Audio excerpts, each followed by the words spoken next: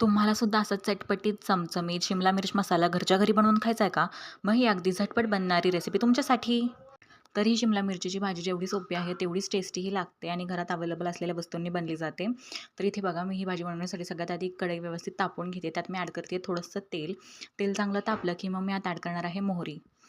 मोहरी ही व्यवस्थित तडतडली की मग मी यात ॲड करणार आहे अगदी 1 चमचाभर जिरं.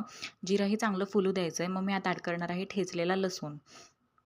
लसूणही चांगला गोल्डन ब्राऊन कलर येऊस्तोवर व्यवस्थित फ्राय करून घ्यायचा आहे आणि मग मी यात ॲड करणार आहे अगदी एक बारीक चिरून घेतलेला कांदा. कांदाही यात ॲड करून व्यवस्थित परतून घ्यायचा आहे. कांद्याला चांगला असा गोल्डन ब्राऊन कलर आला पाहिजे. कांदाही व्यवस्थित परतला गेला की मग मी यात ॲड करणार आहे अगदी एक बारीक चिरून घेतलेला टोमॅटो. टोमॅटोही व्यवस्थित परतून घ्यायचा आहे. छान असा मॅश झाला पाहिजे टोमॅटो आपला. मग मी यात ॲड करणार आहे घरातलं साठवणीचं काळं तिखट. तुम्ही कोणताही मसाला ॲड करू शकता. कांदा, लसूण मसाला किंवा गरम मसाला जो काही मसाला तुमच्याकडे अवेलेबल आहे तुम्ही त्यात ॲड करू शकता. आणि हा मसाला ॲड करून झाल्यावर मी अगदी 1 चमचाभर पाणी ॲड करते तो मसाला शिजण्यासाठी. मग मी यात ॲड करणार आहे 2 ते 3 चमचे शेंगदाण्याचा कूट.